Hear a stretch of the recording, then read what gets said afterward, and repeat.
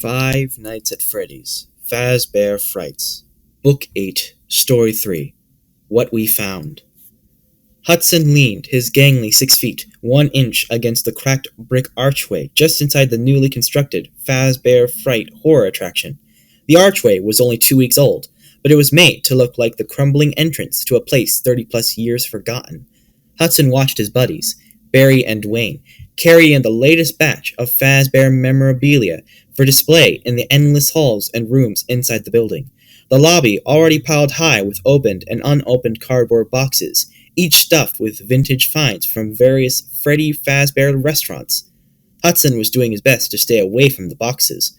Or, not the boxes, actually, but what was in the boxes. The management had dubbed them vintage finds, but as of a couple of days ago, Hudson was calling them something else. The boxes, as far as Hudson now was concerned, were full of old creepy stuff. And it was old creepy stuff that gave Hudson the heebie-jeebies, because he didn't believe it was just stuff. No matter how much he tried to rationalize, the memorabilia made the little hairs on the back of his neck stand up, stiffer than the needles his granny stuck in voodoo dolls. "Hudson, think you could give us a hand?" Barry asked. Hudson's buddies were struggling to keep a stack of boxes upright, but Hudson didn't move. "I'm not part of the construction and setup crew. I'm the guard." Dwayne spit on the Lincoln floor.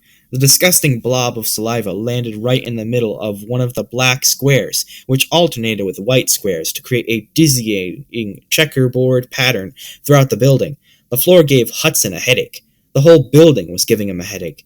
How did something that had started so right now feel so wrong? "I'm the guard," Dwayne mimicked Hudson in a whiny, singing-song voice. "You hear that, Barry? He thinks he's entitled or something." Hudson snorted. "Yeah, right. I'm entitled to working double shifts, days and nights, and you guys get to work days." "Whine, whine," Dwayne said. "This is the best job you've had in years. You said it yourself. The pay is great." Hudson nodded. This much was true, and he thought the job would have been even more than great pay to offer, but ever since, no. Now, it was just a job with crap hours, and he was tired all the time. Sure, but sleep deprivation tends to make you stop caring about great pay. I have to have some perks for holding the short end of the stick. One of those perks is getting to stand here and watch you two sweat." "Fine, be that way," Dwayne said as he and Barry finally steadied all but the top box in their stack. When that box fell, Barry managed to catch it. The box popped open with Barry, and when Barry grabbed it, a yellow furry arm flopped out. Hudson stiffened. Oh man, how he hated those character parts. They were the worst part and the worst of the creepy old stuff for sure. Barry set down the box. Dwayne pulled out the arm, then reached in and grabbed a second arm. "Check this one out," he said. He held up the second arm and looked at what it held. "What is that?" Barry asked. "I think it's a cupcake," Dwayne said. "Not a cupcake I want to eat," Barry said. "Look at those teeth." Dwayne started towards Hudson with the two arms, pretending to be a fuzzy yellow-armed zombie. He made guttural groaning sounds as he staggered across the room. Hudson held his ground and pretended to be bored, but the truth was that he wanted to scream and run. The disembodied arms were bad enough, but the cupcake was just disturbing. Hudson pulled out his nightstick from the loop on his belt. He made like he was going to have a sword fight with Dwayne Zombie. He thought he was doing a pretty good job of acting playful and relaxed, and he hoped Dwayne didn't see the sheen of sweat on his forehead, or smell the pungent scent that was starting to emanate from under his arms. Wait, was that smell his? Or was it coming from the disembodied arms? "Cut it out, you two," Barry said. "How old are you?" 23. "Same as you. Are you having memory lapse in your old age?" Then he laughed, and returned the arms to the box. Barry and Dwayne left the building to return to the truck for another load. Hudson strolled nonchalantly down the hall until they were out of sight. Then he strode to the office, the real office. There, he went in and locked the door, dropping into the cheap, wobbly desk chair in front of a bank of monitors. Hudson surveyed the building, starting with the fake office. Fazbear Frights was being set up to be a sort of expanded replica of the Freddy Fazbear restaurants. Not a true representation of any one of the actual old places. This attraction spliced together aspects of infamous pizzerias with all the murderous history. The office was one of those aspects, the place where hapless security guards like Hudson managed to miss seeing the tragedy as it unfolded so many years ago. The fake office had already been decorated by the art attractions design team. They had done a good job of making the room look old and dingy, mostly because they were able to use salvaged derelict equipment original to the old pizzerias. Clunky monitors, dusty keyboards, bent filing cabinets, and a scratched desk that had been shoved into the room. They then covered the surfaces with piles of paper, wadded up trash, paper cups, and a crooked old fan that squeaked as it ran. They even let loose a rat or two in the room. The rats apparently were pretty tame and had a place to stay, tucked into a vent in the wall when they didn't want to perform. But when they scurried around, they gave Hudson the willies. He figured more than one girl would scream her head off when the rats appeared. Hudson had nearly screamed himself a couple times. He wasn't a fan of rats. And speaking of the vent, it was one of the small functional vents for the heating and cooling system, higher up on the wall. Huge louvered vent covers made it clear the vents behind them were massive, certainly large enough to accommodate a good-sized man, or something not so ordinary. Hudson, who was tall but skinny, could have easily had a picnic inside one of those vents, if he was so inclined. Which he wasn't. What the heck were in those big vents? And what the heck were those big vents for? Hudson had asked a question, and he hadn't received an answer. That unsettled him. He didn't think the vents were for anything good. Hudson noticed movement on the monitors, and he leaned back in his chair to watch Barry and Dwayne carry in another load. Both men were laughing, and why shouldn't they laugh? Barry and Dwayne hadn't made it. Unlike Hudson, they were good-looking, respected around town, and on the verge of going into the Navy to train for a spot on a SEAL team. When Hudson, Barry, and Dwayne were boys, they were the three musketeers, ready to take on the world, invincible, unstoppable. Hudson could remember the swashbuckling fights they had in their backyards, reenacting scenes from their favorite action movies. They didn't have a care in the world, but that was before Hudson's dad died, and his mom married Lewis, a ridiculous balding man who wore plaid vests and smoked a pipe like he was giving a performance every time he took a puff from it. To this day, Hudson couldn't stand the smell of cherries because Lewis had used black cherry pipe tobacco. This horrible little man Hudson's mother thought it would be a good idea to marry would make Hudson's next 10 years a living hell. The day his crazy mother said "I do" to Lewis was the day life started saying "I don't" to Hudson. It was also the day when his life path and that of his best friends started to diverge. Sure, they all remained friends. They still had fake sword fights. They still hung out. But everything else changed. Barry and Dwayne did well in school, so their parents were proud of them. And they did well in sports, so they were popular with the other kids. While their stars were on the rise, Hudson began to screw up in class, a product of spending the night in fear that his stepfather was going to bust into his room and beat him up just for the fun of it. Sore because of the nearly daily beatings, and malnourished because his mom started taking pills to get through the day, and therefore forgot to do mundane things like grocery shop. Hudson couldn't get on a baseball or football team to save his life. Barry, whose red hair and freckles had been auburn when he was young, Barry, whose red hair and freckles had been awkward when he was young, became an auburn-haired novelty to the cheerleaders and fans alike in high school. Dwayne, who wore tight black shirts to show off his muscles and grew his black hair long enough to wear in a glossy ponytail, was like walking catnip to girls. Even though Barry and Dwayne still tried to include Hudson, there was no place for him, really, in their world. And so it went, year after year, until the night of the fire, and then, just when he was sure his troubles were over, and the sun was finally going to rise again in his life, things just got worse. To have that happen again here, in this new job, it wasn't fair.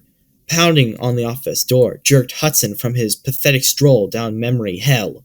He scrambled upright. "What?" he shouted. "We're going to knock off and go to Charlie's for a sundae in 15 minutes, Barry called. "Coming with?" Hudson looked at his old, scuffed watch. That would work. He got 6 hours off between shifts. Just enough time to get ice cream, go home, eat canned soup, then try and sleep for 4 hours. What a life. Sure, he called. Meet us out front. Okay. Hudson sighed and stood. He had to do one more walkthrough before he passed the keys to Virgil, the old guy who covered for him when he went home. Hudson was pretty sure Virgil didn't do a thing but sleep while he was here. But Virgil wasn't Hudson's responsibility. Hudson just wanted to do a good job on his shift so he could keep the better pay coming in. It wasn't like he had a lot of job options available. That thought made him grind his teeth. Thanks, Lewis, he muttered as he left the office. In the hallway, he took a deep breath and gave himself a little mental pep talk about what he had to do. This is not rocket science, he thought. Nor is it an advance into enemy territory, a fight with deadly demons, or a descent into hell. It's just a tour through a building that has a lot of old, creepy stuff. When the goosebumps popped on his forehead, he knew his usual pep talk had failed. No amount of reasonable assurances could make a dent in his new, utterly illogical fear of this place. Hudson put a hand on his nightstick and began whistling as he headed away from the office. He made sure to stay in the middle of the hall as he walked toward his least favorite part of the building. He stayed in the middle because the walls of the hallway were already decorated. The entire interior of Fazbear Frights, although in a brand new building, had been made to look like a long abandoned space, already dark and gloomy because it was nearly windowless. Only the tiniest of windows were set up high on the walls. The rooms and hallways looked ancient because painters had used all sorts of weird techniques to create walls that looked dirty, mildewed, and cobwebbed covered.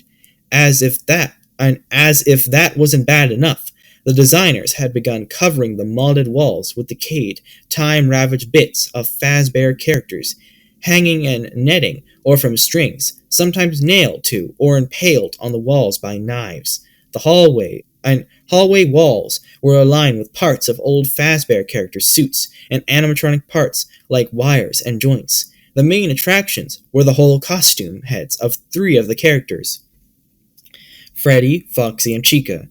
These had positions of prominence in the hallway, but interspersed with them were a cornucopia of character pieces: bunny ears, bear paws, chick feet, fox snouts, fuzzy purple bellies, matted furry brown legs.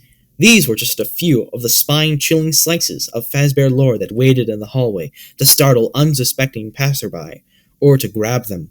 Hudson had heard that the designers were working on animating several of the hands. It wasn't functional yet, but at once. Hudson's arm had brushed a purple bunny hand as he went by, and he had beaten the hand into the ground before he realized he was pummeling an inanimate object. Luckily, he had been able to reattach the hand to the wall, and apparently the designers had remembered the hand wasn't that mangled when they put it up. Interspersed and spersed with the character parts, images of pizzas and children characters created a feeling of disorientation. So did the thick, torn electric cables dangling from various parts of the ceiling. They looked like headless black snakes. They weren't live electric cables, of course. At least, Hudson assumed they weren't. He wasn't about to touch one and find out. At the end of the hall, Hudson sighed in relief and then set his shoulders before he stepped into his least favorite room in the building, the dining room. He always checked this room first to get it out of the way. When he was hired, Hudson thought this was going to be a great gig. Yeah, the hours sucked, but not only was the pay great, job also came with a chance to get to know the lovely dark-haired petite girl who was going to art school and working here part-time with the design crew. Faith, she even had a lovely name, was every bit as nice as she was pretty, and she was new in town. This meant she didn't know Hudson's history, which also meant that she didn't hate him on sight, and that meant she actually laughed and joked with him as she flitted about, tucking the odd bits of animatronic parts in with old Fazbear plates, cups, and party hats on long tables covered with torn purple tablecloths. As Hudson had helped Faith carry boxes all over the building, Faith had told him about her little sister and her dog, Goose, a spaniel, a bird dog that was afraid of geese. Hudson had loitered nearby while Faith painted sets all over the building. He told him about her car, Bettina, A classic MGB that she spent her weekends working on. You know engines? He asked her, thinking for sure she was the perfect woman. Do I know engines? Faith had laughed. I could build you one. Faith had grinned at her like an idiot. Faith laughed harder. I also like sports. She stopped and laughed and smiled at him. I like you too. So why haven't you asked me out yet? After he blushed redder than the fake blood Faith was painting the walls with, he asked her out. They went out for pizza. He thought he died and gone to heaven, but it was too good to be true. Hudson barely waited 5 hours before calling Faith to ask her out on a second date. But that was too long. In that 5 hours, somehow Faith had heard about him. When she answered his calls, she'd asked, Did you do it? All the good feelings he had about her drained from his body, like someone had turned a valve that emptied joy out through his big toe. He was pissed. Why did people always have to ask him that question? What do you think? He snapped. Faith was quiet for a few seconds. Then she said, I think we should be more professional on the job. Hudson didn't respond. He just hung up the phone. Ever since then, the job had gone on his nerves, and so had the building and everything in it. Now, as he stood in the dining room Faith had designed, he wondered at the ghostly jump scares and grisly reminders of old crimes never quite forgotten. Where did she get off judging him for something he might or might not have done? Her mind was clearly twisted. How else could she have come up with the idea of a door opening and a hand reaching in to drag a little boy out of sight? Hudson stared at the feature of the dining room, then ran his gaze over the place setting on the table, and the animatronic parts placed in bizarre positions on the chairs. He studied the statues on the stage, created to look like the original animatronic animal performers that used to sing and entertain at the original Freddy Fazbear restaurants. The statues were, unlike their inspiration, completely non-functional. They couldn't move on their own. So why did Hudson always feel like they were watching him? Hudson left the dining room and went through an archway into the arcade area, although calling it an arcade area didn't really describe it. It looked more like an arcade junkyard. Hudson thought the management had exhumed every old, broken, dirty, cobweb-covered arcade game that used to lie in a landfill to bring them here. Hudson had seen an actual worm crawl out of one of the pinball machines the day before. Beyond this game cemetery, a pile of rotting prizes cascaded out into the adjoining hall. Some of the prizes were in morbidly wrapped packages. Think bloodstains and images of bones mixed with character eyes and teeth. Some, looking every bit as decrepit as the arcade games, were lying loose on a broken, dusty counter or on the floor in piles. These prizes could no longer be called prizes. They were more like punishments. Maybe he'd allowed to hand them out to kids who didn't have behaved themselves when the place opened. Hudson, eyeing a headless baby doll, grinned. He would have found a sick sort of enjoyment in handing out hideous gifts to kids. Kids were nearly always mean to him. Maybe he could get a little payback. Chuckling, Hudson turned away from the prizes. He continued on his last security tour of this shift. He turned down one long hall, then headed up another, took side steps into fake storage, wardrobe, and supply closets, switched back through the replica of pizza ovens, so big Hudson would fit inside of them, until at last he completed his rounds. He ended up near the building's lobby.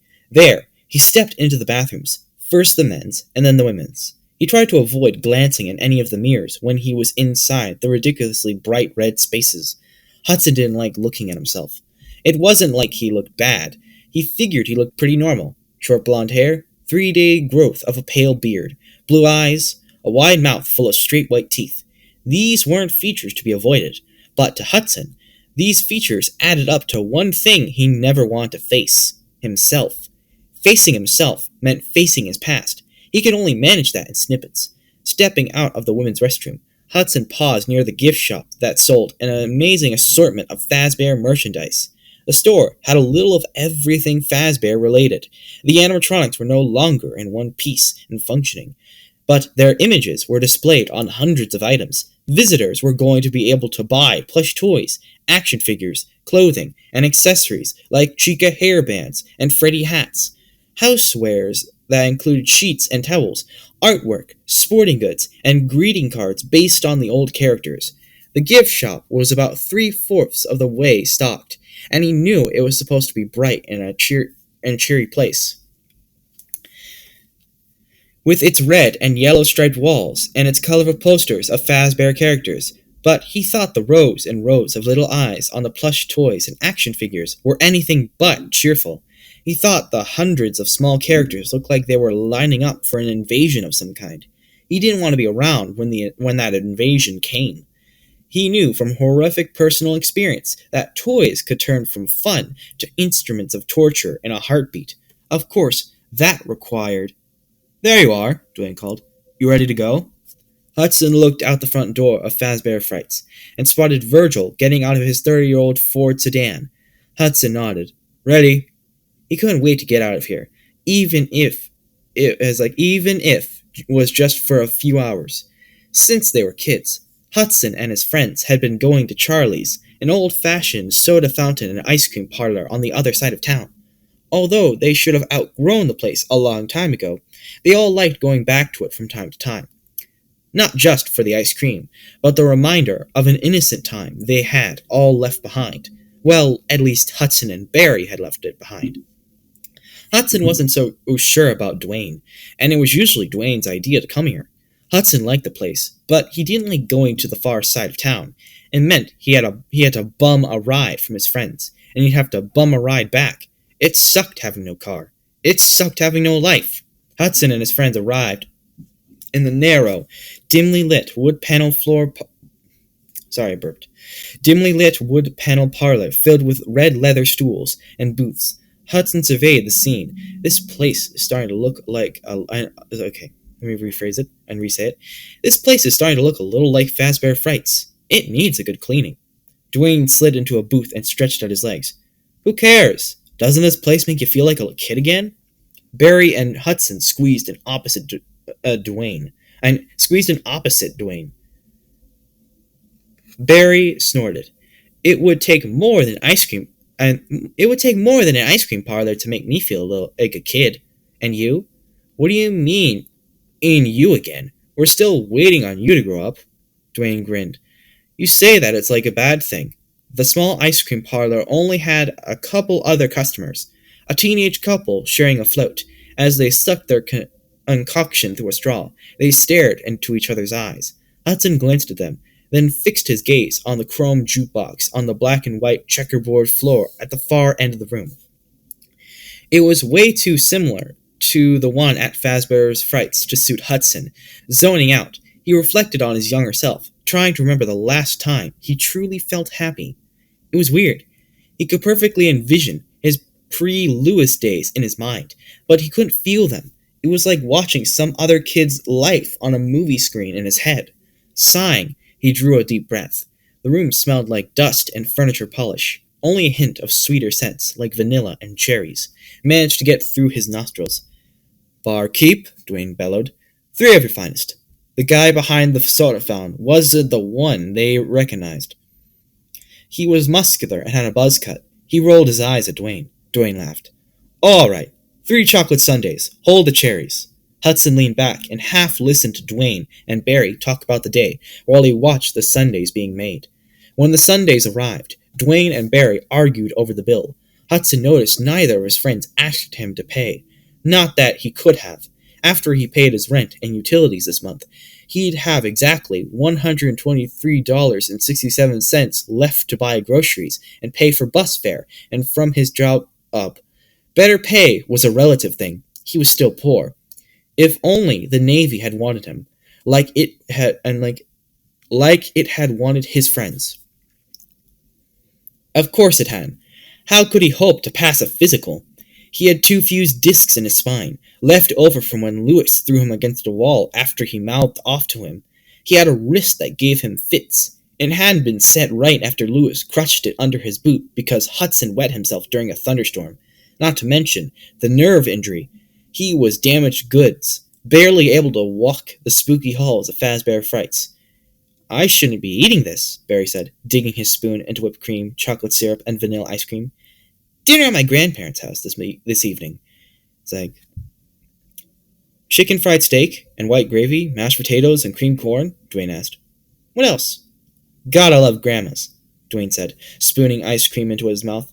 The rich aroma of chocolate cut through the dust and polished smells. You got that right, Barry agreed. Yours does that incredible apple pie, right? Dwayne nodded. And cinnamon rolls. Thankfully, she only visits a couple times a year. I'd be tubby if she lived close like yours. How's your granny, Hud? Barry asked. You haven't mentioned her in years. Is she still alive? Hudson nodded and grinned. I don't think she can die. Hudson nudged Barry. You remember how afraid you were of her when we were kids? Barry held up his hands. Hey, I'm not ashamed. He looked at Hudson. What reasonable old person wouldn't be afraid of your granny? He laughed. Hudson smiled and nodded. Only an idiot would cross her. Dwayne grinned. Remember when she made that voodoo doll of Mr. Pikestaff? He laughed. The jerk walked funny for a week, and she only used 2 pins. Hudson smiled again. His granny was not your run-of-the-mill grandma. That was a good one, he admitted. But I've always thought Granny was more wise than scary. She always known stuff. He thought about how creeped out he had been feeling at Fazbear Frights. And she always told me that if your hair stands up on the back of your neck, you should do what it wants and stay alert because trouble's coming. Dwayne laughed. So what's got hairs on the back of your neck standing up? Hudson looked at him. For real? You want to know? Dwayne said. For real. Hudson didn't speak. Instead, he thought about his granny.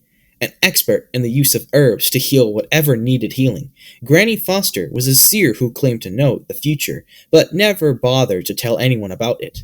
She didn't have any particular faith or belief system, including voodoo, but she thought voodoo dolls were a hoot, and she liked using them to mete out justice to unpleasant people. Why, Granny? 12-year-old Hudson asked her once. Why do they work for you? When you don't even believe in voodoo? Granny Foster, who always wore big men's plaid flannel shirts with baggy jeans, rocked in her chair on her front porch and said, I believe in what I believe, and because I believe it, it works for me. I don't know what that means, Hudson said. You don't know what you believe. That's why life knocks you around the way it does. Granny Foster had a lot of pithy pronouncements like that, and Hudson had spent years thinking about every one of them. It was one of the reasons he was so edgy at work. Earth to Hud, Dwayne said. Hudson blinked. Sorry. He took a bite of his ice cream. Okay. What makes my neck hair stand up is Fazbear Frights. Dwayne laughed. Really? That place? There's nothing hair-raising about it. It's just smoke and mirrors for schmoos who think being artificially scared is a good idea. Okay, wait, I have to restart it. Okay. Sorry for my mess-ups. Like there isn't enough real scary stuff in life to keep us busy, Barry grunted. Exactly, Dwayne said. Fazbear's Fright is just a place to work. It's a job. A short stop along the road. Maybe for you, Hudson sighed. You're not stuck here. Dwayne scooped up more ice cream and didn't respond, but Barry said to Dwayne, He has a point. Dwayne shook his head. You can't think that way, Hud. You have to believe if things will break for you. Things break all right, Hudson said, thinking about his attempt to date Faith. I mean break in a good way, Dwayne said. I know what you mean. Barry and Dwayne dropped Hudson off at his basement studio apartment 4 hours before he had to catch the bus to get back on the job. A little drowsy and a lot hungry, Dwayne put a can of noodle soup on the tiny stove to heat. Okay, I think they messed it up by, they didn't put Hudson, they put Dwayne. So when I say Dwayne, I'm saying Hudson. Hudson put a can of chicken noodle soup on the tiny stove to heat. While he waited for it, he stared at the noodles and thought about his mom, the way she was before Lewis came into their lives, before Hudson's dad had died. She'd never been a particularly warm and fuzzy mom, but she'd been efficient and responsible until her husband was gone. Hudson's dad, Stephen, had been one of those dads every kid wanted, always up for throwing the ball, playing a game, or just roughhousing. Hudson's dad was fun and attentive. Unfortunately, he also struggled with mental illnesses for many years. For every happy, high-flying adventure his father had taken him on, there were many more invisible low points that he'd hidden. When Stephen got himself into a bad deal that cost him his small businesses, and thus his family's livelihood, he had taken his life. Over the years, Hudson had vacillated between loving his dad for the childhood memories they shared, and hating him for leaving Hudson and his mom alone and destitute, easy prey for a monster like Lewis. Hudson also spent a lot of time asking himself if he was prone to the same bad luck as his dad. Maybe he was, or maybe he just let his dad's fate seal his own. Hudson wasn't sure what had happened, but for some reason, after his dad was gone, everything went wrong. It wasn't just about Lewis or about Hudson's weak, checked out mom. It was everything. Suddenly, for instance, he became a target for the worst bullies at school. He was locked into his supply closets before class and chased home after the last bell rang. He was pushed, shoved, punched, and almost drowned when his head was held in a flushing toilet. That happened more than once. One of the bullies called him Swirly Head.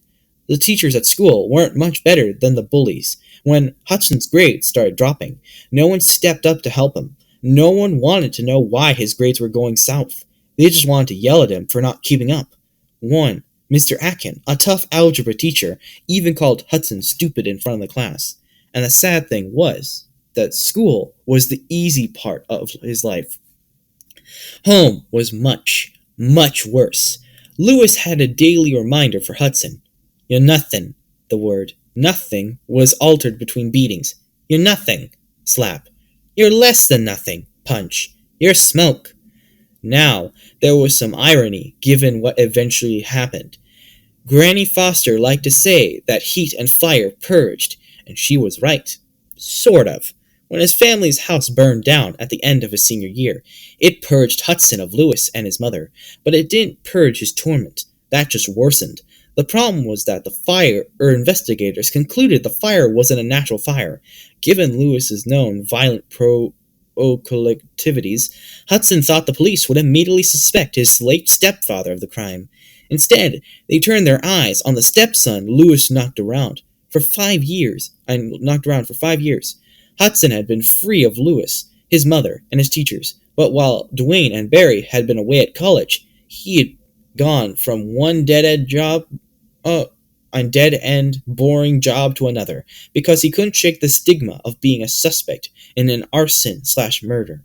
When his friends got back, they started taking high-paying temporary jobs in construction or whatever, basically just having a good time for a bit before they had to get serious about life.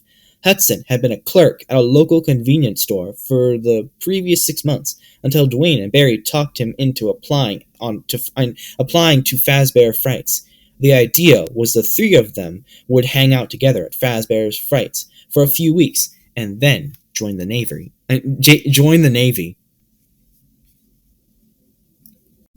A fine idea if Hudson had been battered into worthlessness. Hudson took a deep breath and noticed the smell of something burning. He looked down.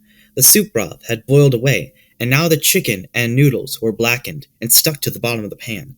Hudson snatched up the pan and threw it in the sink. Smoke filled the air and stung his eyes. How long had he been standing there feeling sorry for himself? He looked at his watch. Too long. Sighing, Hudson ran water in the pan and got a scrub brush.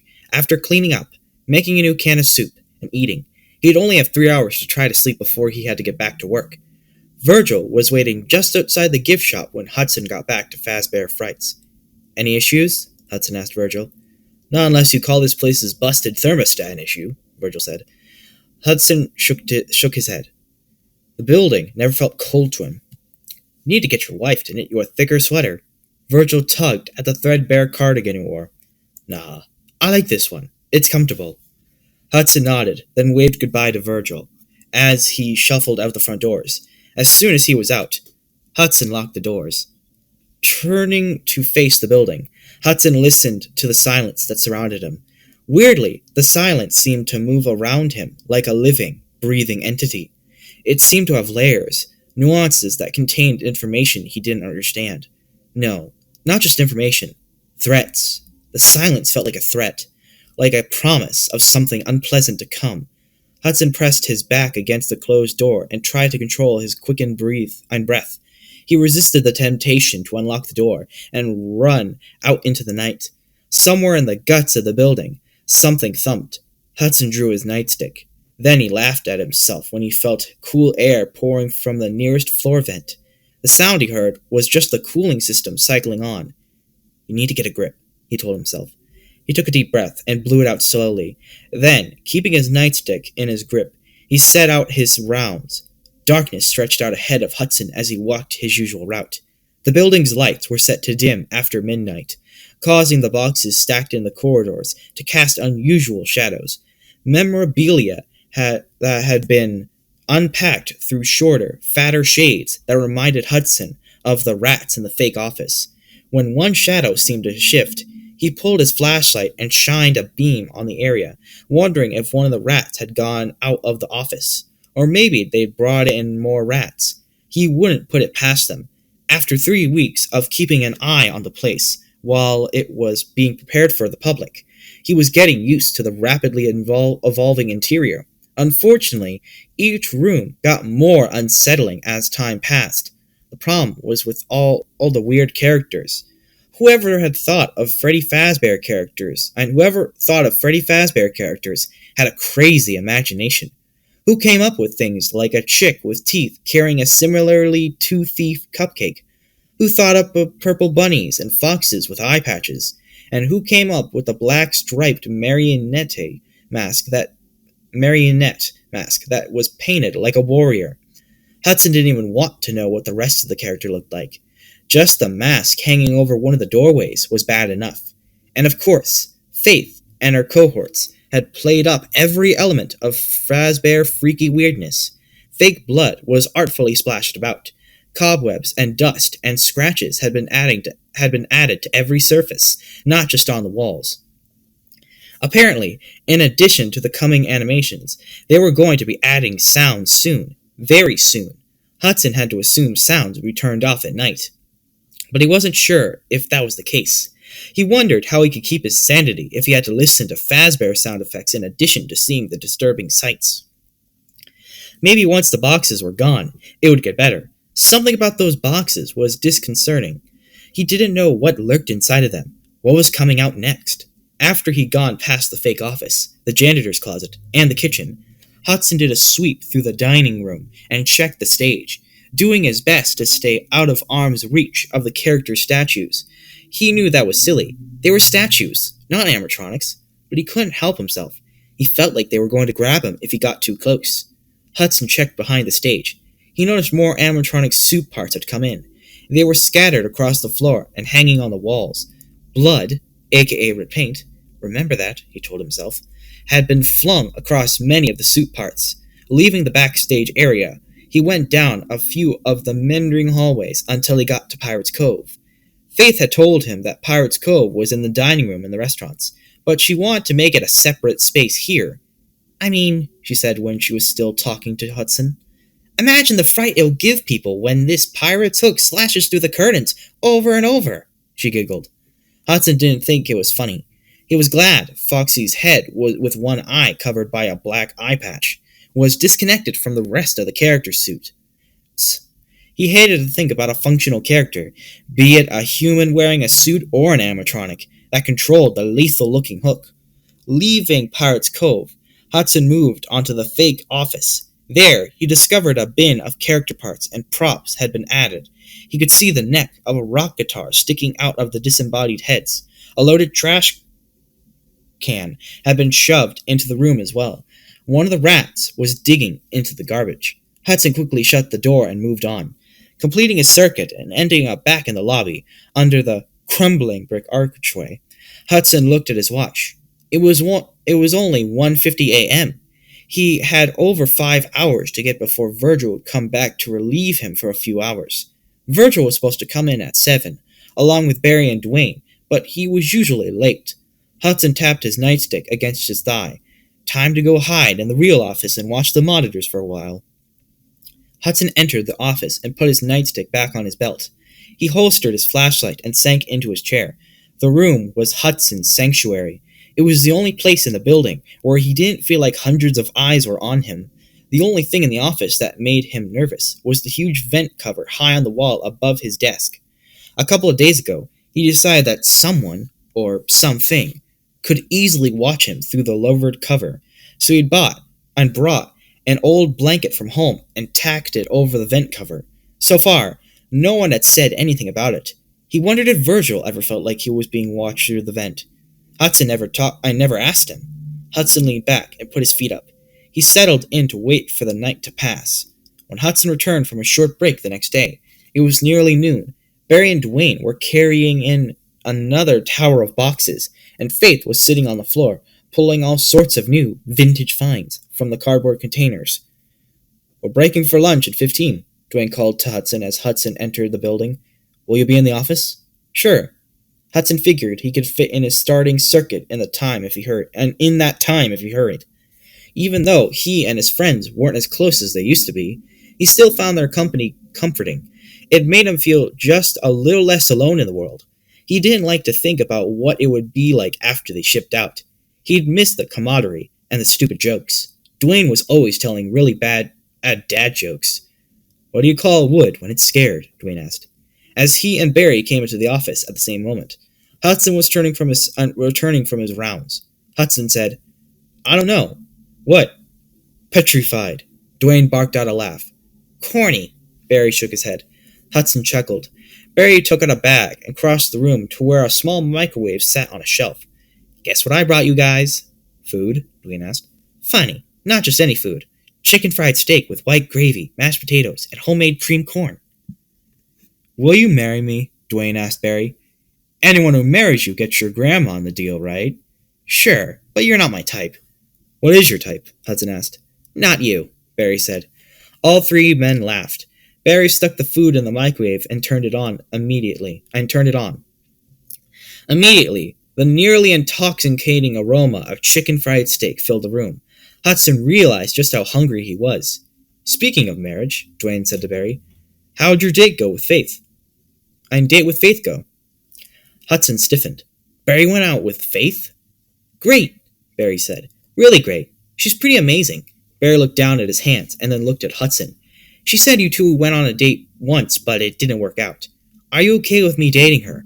"I won't if you're not." Hudson shrugged. "Sure, I'm okay with it. I'm not dating her. I'd have to be a world-class jerk to say you can't just because I went on a date with her." "What happened?" Dwayne asked. Hudson rolled his eyes. "What do you think?" Dwayne and Barry looked at each other. "We didn't tell her," Barry said. We don't talk to anyone about it." Hudson shrugged. Barry opened the microwave and pulled out the steaming plastic containers. He started parceling out the food on paper plates. Hudson was trying not to be mad at his friend, but he didn't think he could bring himself to accept his charity on top of everything. "None for me," Hudson said. "I'm not hungry." "You sure?" Barry asked. Hudson nodded. Barry shrugged, but left some food in the containers. "I'll leave your share here for when you get hungry later." Through a mouthful of mashed potatoes, Dwayne added, "Unless I get it first." Barry handed Dwayne a napkin. "Close your mouth. Didn't your mama teach you any manners?" Hudson looked past his friends and checked on the monitors. He noticed the stacks of boxes had grown higher in the lobby. "How much stuff are you two bringing in?" he asked. We were told there are a couple more truckfuls coming in," Barry said. "Some big find is arriving tomorrow." "What kind of find?" Hudson asked. Dwayne shrugged in response. "I don't care about more finds," Hudson said. "When is the phone system being put in?" Day after tomorrow, I think," Barry said. "Faith said she wanted to get a couple more projects done before the team came in." And that team came in. Trying not to imagine Faith and Barry together, Hudson shifted his gaze from one monitor to the next. He shook his head at all the junk being crammed into the building. "What's wrong?" Dwayne asked. Hudson shrugged. He didn't want to get into sharing his feelings with his friends. Whatever you say," Dwayne said. "I didn't say anything," Hudson said. Dwayne licked his plate. "Whatever." "You know you look like a dog when you do that," Barry said. "Right?" "Don't care," Dwayne said. "It's good." He put down the clean paper plate and looked at Hudson. "What's up with you the last few days? You've been acting weird." Hudson shrugged. "When Faith asked me if I did it, it brought it all back, Messed with my head." Barry cringed. "That's why I asked if you want me not to see her." "You like her?" Hudson asked. "I do." "Well, then date her." "We'll be gone in a couple months," Dwayne pointed out. Barry shrugged. "No one can predict the future." "Granny can," Hudson said. The men laughed. When his shift break came later in the day, Hudson declined his friend's invitation to dinner. He needed to go see Granny. "You need a ride?" Barry asked. "I'll walk," Hudson said. He decided he wouldn't even try to sleep this evening. He'd visit Granny to get her to feed him and then see if she had something for boosting his energy. If anyone could keep him awake, it would be his Granny. So Hudson left Fazbear Frights behind at 5 p.m. and he strode the 10 blocks to his granny's place. The day was cool but dry. The first of the fall leaves skittered along the concrete in front of him as he walked. He inhaled the scent of crab apples, which had fallen from trees by the sidewalk. Granny had told him scents have power, and when a scent is appealing, inhaling it will give you strength. Don't inhale putrid smells, she warned him once. They're more than just smells. Everything is more than it seems. Just shy of the modern apartment building that housed his granny, Hudson caught a scent of something rotting. He covered his mouth with his hands and jogged into the building as some young hip businessman was coming out. When you thought of a granny like Granny Foster, unconcerned by appearances, who followed the old ways, and who used voodoo dolls to handle conflicts, you didn't think of finding that granny in an ultra-modern open-loft apartment. When Hudson was a kid, Granny Foster had lived in an old house near where Hudson and his parents lived. By the time of the fire, though, Granny had moved. She said the energy was better downtown, and the place was closer to men. Granny Foster had started dating. Hudson grinned as he easily took the sleek black elevator up to the 6th floor of the old warehouse that had been converted to lofts. Thinking about Granny Foster dating always cheered him up. Hudson had never met Grandpa Foster. He had died before Hudson was born. It was hard to imagine a man strong enough for the likes of Granny Foster. So far, none of her dates had gone even a semi-permanent position. Hudson stepped off the elevator and listened to the ding as it closed behind him, and strode over a polished cement floor down the far end of the hall. Someone on the floor was baking cookies. They smelled like sugar cookies. He was sure that someone wasn't Granny. Her idea of baking didn't result in something as yummy as a cookie. 2 steps before Hudson reached Granny's door, it opened. Granny was wearing a red and green plaid shirt with her baggy jeans. "You're late." Hudson hadn't told her he was coming. He chose to ignore her words. He leaned over to hug her. She smelled like exotic spices and peaches, he inhaled. Granny Foster's power didn't come from her size. She was only 5 feet, 1 inch, and she was as skinny as Hudson was. He'd have been concerned about breaking her when he hugged her if he hadn't learned over the years that she had a power that was much stronger than her barely encased bones. Nothing was going to break Granny Foster. A fan of being out in the sun, Granny Foster's skin was dark and thick like cracked leather, and she had wrinkles layered on wrinkles for as long as Hudson could remember. She'd also had wide jaw-length hair that was always in disarray. Her hair was white. Apparently her hair had turned white when she was not much older than Hudson was now. He had never asked her why. Somehow neither the wrinkles nor the white hair made Granny appear old or weak. Combined with her sharp features and usually bright blue eyes, they made her look tough, which she was. When he let her go, Granny Foster kicked the door shut and motioned for Hudson to follow her. Instead of leading him to the black leather sofa by the wall-to-wall window that looked out over downtown, she led him to the center of the room and pointed. "Is that a fire pit?" Hudson asked, staring at the small stone-walled circle with the burning coals within. Granny waved a hand. "Fake, but it will do." Her voice did not match her body. Deep and gravelly, Granny's voice belonged in a trekker's body. It was one of the reasons she was scary. When she spoke, her guttural tones sounded like a demon was controlling her and using her body to speak to helpless humans. "Well, aren't you a snit?" "In a snit," Granny said. Hudson said nothing. He had learned that speaking as little as possible was the best way to interact with Granny. You had to wait for her to say whatever she was going to say, and then go away and try to figure it out later. "Sit." She pointed at an orange pillow on the floor by the fire pit. Hudson sat. "It's wafting from you like you rolled an extra. And let me say that. It's wafting from you like you rolled an excrement, Hudson. You have to let it go." "How?" "Leave it." "What?" "The job." Granny dropped her 82-year-old body into an impressive, for her age, cross-legged position. "You need to leave that job, Hudson." Hudson frowned. He thought so, too. but he also thought his thoughts were the ravings of an idiot. He was making more money than he'd ever made before. Not that it was enough yet, but it was a step in the right direction. What was he going to do? Going back to the minimum and go back to making minimum wage and dealing with all the jerks who came in the convenience store?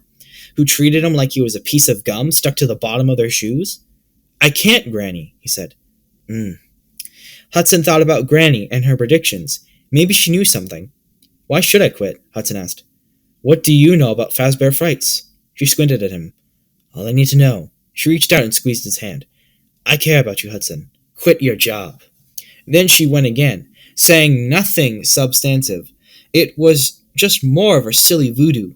Hudson shook his head. If I give in. He shook his head again. I can't. Granny sighed. Your path is your own. She held his gaze for several minutes. Then she popped up. Come on, let's have pizza. I'll call it in. Hudson grinned. Sure, why not? That night at Fazbear Frights passed without incident, and Hudson was so relaxed when he went home after his shift that he actually went to sleep and stayed asleep for 5 hours. He returned to his job late in the morning, just in time to watch Barry and Dwayne upload a coffin-sized wood crate from their truck and carry it inside the building.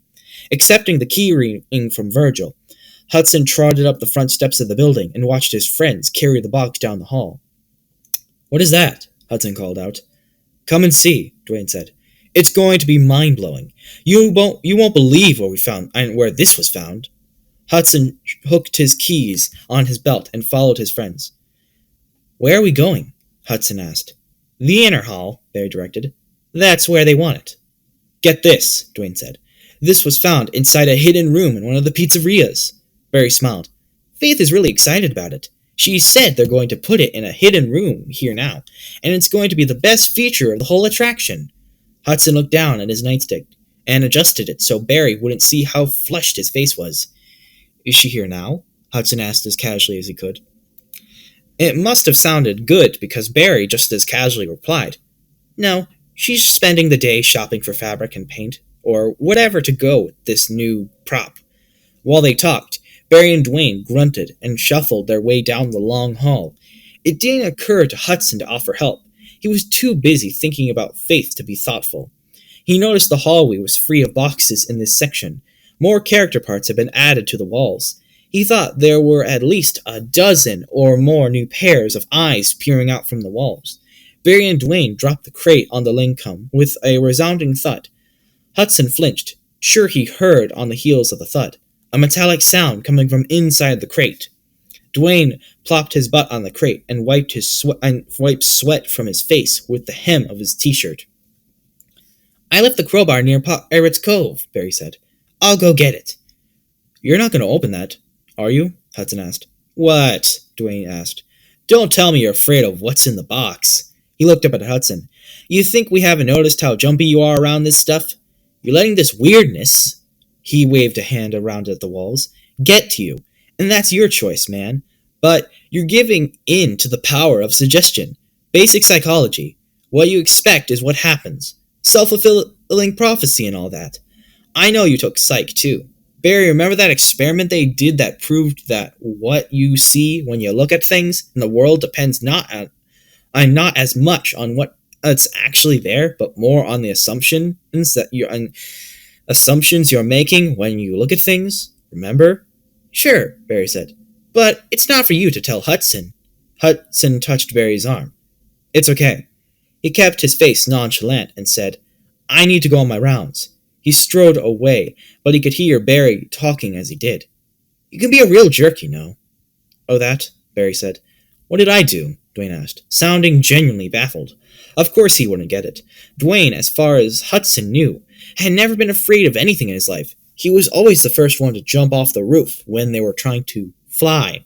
Always the first one out and the one out on the ice to check the pond for ice skating. Always the first one to charge into a fight to break it up on the playground. Barry was no slouch at being courageous, either. He once got a $1,000 reward from an old lady when he climbed a 100-foot tree to rescue the woman's cat. And Hudson? What had he done? He had hid from Lewis instead of fighting back. Hudson shook himself mentally and stomped down the on the hall to do his rounds. A half hour later, Hudson was on his way to the office when Dwayne called to him. "You have to come and see this thing. It is creeptastic." "Leave him alone," Barry said. "Oh, come on. It's not a demon. It's an old animatronic. A whole animatronic. It's amazing. Look at the detail." Hudson wanted nothing but to go to the office, shut the door, lock it, and take a nap. But he wasn't going to give Dwayne the satisfaction. So he strolled down the hall as if he couldn't care less about what was in the crate. When he reached his friends, he stopped dead, trying to wrestle the animatronic upright and get it propped against the wall. Barry and Dwayne had their arms around the most bizarre-looking thing Hudson had ever seen. Right, bizarre. He was using that word because using the word terrifying would mean that he was afraid. And he was afraid, but he sure didn't want to admit it to anyone, including himself. Hudson called on an old trick he'd used when Lewis was on a rampage. He narrowed his eyes until his focus was almost down to a pinpoint. He had learned when he was young that that when your perspective was that narrow, what you were facing wasn't as horrifying. Using that pinpoint focus, all Hudson could see was propped between Barry and Dwayne was a set of white staring eyes with heavy green lids. That was enough to freak Hudson out, but it was also a small enough part of the thing his friends were wrestling with that he could act relaxed and unconcerned. Testing that theory, he spoke. "What are you doing with it? Dancing?" His voice sounded normal and light. He congratulated himself. "Faith wants the thing standing here against this wall," Barry said. He grunted and shifted his side of the life-size animatronic. "Did you get those hooks attached?" he asked Dwayne. "Or are you just going to flirt with it?" Dwayne pulled a couple hooks out of his pocket. "You hold your side here, and hold your side in place. I'll lean against my side, and I'll attach the hooks to the wall. Then we'll switch places and set up on the other side." "I'll leave you to it," Hudson said, turning to go to the office. "Want to go for dinner after work?" Barry called out. Hudson stopped and looked back. "I can't. Sorry. Virgil isn't coming in this evening. I'll be here until tomorrow morning." "Sorry," Dwayne said. "Sucks to be you." "Thanks for that," Hudson said, shaking his head. "I'm just saying," Dwayne said. "Maybe the seals can reach you to not stick your foot in your mouth," Barry said to Dwayne as Hudson was walking away.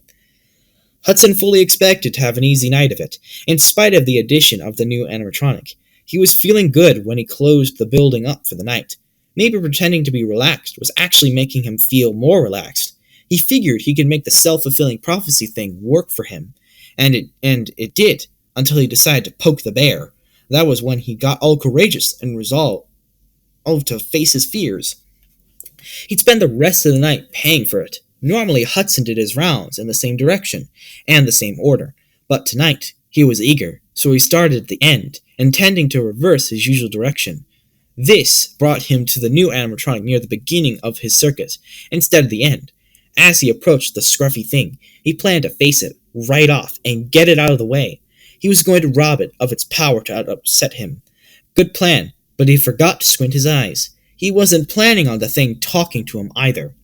Hudson strode down the inner hall, and he found the new animatronic hooked to the wall, just where Dwayne and Barry left it, posed in a friendly hand-up-to-wave position. The animatronic's posture wasn't threatening, but really anything that looked like this was threatening, no matter what it was doing. Hudson faced the animatronic, then stumbled back and sucked in his breath. What in the world was this thing supposed to be? At first glance, the robotic character attached to the wall appeared to be a rabbit. Sort of, with fur of greenish yellow. This was no ordinary rabbit, though. Not even a cartoon rabbit. It was some kind of rabbit Dr. Frankenstein might have created if he wanted to build a rabbit instead of a man. Ear torn, dozens of pieces of the bodies and limbs, yellow-green fur ripped away, or chewed away. It was hard to tell. This was a rabbit that would never be cuddled by any child. It shouldn't have been seen by a child either. Where the fur was torn, you could see metal pieces of the animatronic structure, exposed wires linked to an oxidized metal frame, and something else. What was that? Hudson couldn't help himself. He leaned in to get a better look. Was that? No, it couldn't be. He studied the reddish and grayish areas that could be seen through the gaps in the fur and metal. It looked like... Hudson took a step back and clutched at his nightstick. He realized he was breathing too fast, and he bent over to get a grip on himself. He needed to go back to squinting, but he couldn't. He had to know. Stepping closer again, Hudson tilted his head to get a better look at what was hiding under the fur and metal. He was going to show himself that this crazy flight of gruesome fancy was just that, fancy. But it wasn't. Hudson lifted a finger and carefully extended his hand, far enough to touch what was inside the ravaged fur and the exposed metal. He put the tip of his finger against the reddish material, and he jumped back so fast he lost his balance and fell against the opposite wall. It was tissue. Maybe not, no, probably not human tissue, but it was some kind of bodily tissue. Who would want to terrify someone with gore like this? It couldn't be real. It's real, a scratchy voice said. Hudson stumbled back. It spoke? The animatronic spoke? No, that was impossible. Dwayne and Barry told him the thing was completely non-functional. Experts were going to be brought in to work on it, and even then, they figured it was beyond repair. If you weren't so stupid, I'll tell you more about it, the voice said. The voice was distinctive, way too distinctive. A bass voice, with a burr-like rasp. The voice had a hint of a southern accent. Hudson knew that voice. It was Mr. Atkins' voice. Hudson drew his stick. How could Mr. Atkins' voice be coming out of this thing? Or did the voice come from the animatronic? No, Hudson didn't think so. The voice seemed to fill his head, coming from inside his ears, then outside of them. He couldn't pin down a direction.